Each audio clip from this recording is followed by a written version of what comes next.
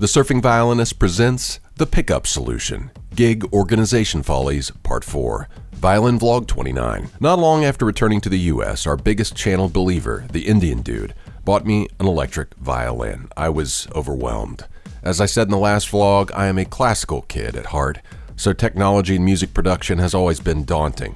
I just want to play. I don't want to have to think about the nuances of electronics and sound mixing, and I hate wires.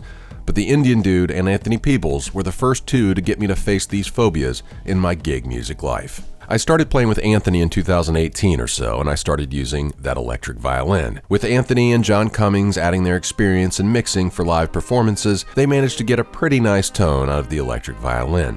But the action of the strings was always difficult for me to figure out. It's not quite the same, and I found myself having great difficulty staying in tune across all the strings. Sometimes it felt like a different instrument entirely to me. And while the electric is great for generating rock tone and experimenting artistically, most of the stuff we play is folk and acoustic, and the electric violin tone didn't quite fit. One day our setup was pared down when John couldn't join us, and Anthony and I just used my SM57 to mic my acoustic violin, and we both just loved the tone.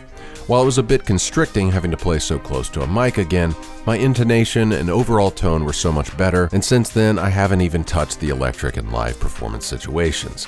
Now, this isn't the end of the electric violin for the Surfing Violinist. I do have some ideas for its application once all my other gig organization follies are remedied.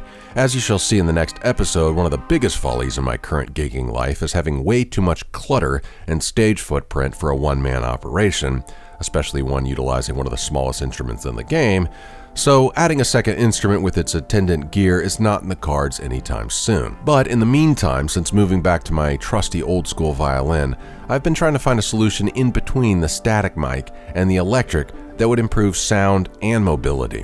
One of the biggest problems in using a mic in so many of my live gig scenarios is wind. So many of my gigs are outside, and the electric always did a better job of dealing with wind noise than the mic. First, I tried to see if I could manually install a bridge with built-in pickup and a 1/4-inch jack socket to my backup acoustic violin, and I broke the violin. So much for my first attempt at being a luthier. I started playing a gig at First Presbyterian Church, and one of the member families loves the violin so much they graciously purchased a DPA 4099 instrument mic with violin mounting clip for the church so I could have better sound through the system.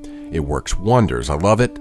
But for my own purposes and often cramped and chaotic environments, having a wireless setup would be so much better. Now, I could buy the $650 mic and connect it to a wireless transmitter, but I wanted a self-contained system, and somehow, right around the time I was processing these considerations, I stumbled on a video featuring Adrien Chevalier playing gypsy jazz.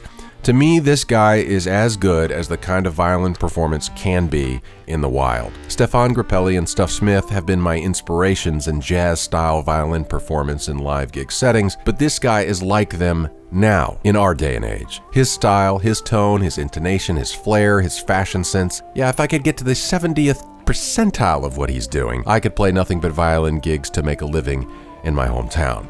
The dude is the best I've heard in our era.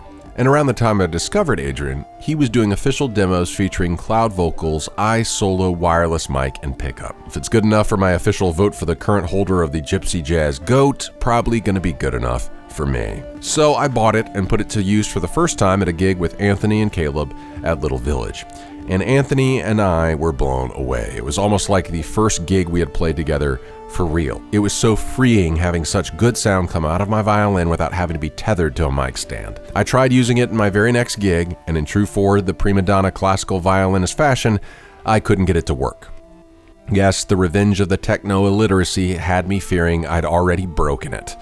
Thankfully, in one of my very next gigs with Anthony, he showed me that I had forgotten a very important part of the gear setup process, the antenna. So I couldn't even connect. Well, since then, everything has gone off without a hitch, so I'm stoked and we're getting one step closer to resolving all our gig organization follies.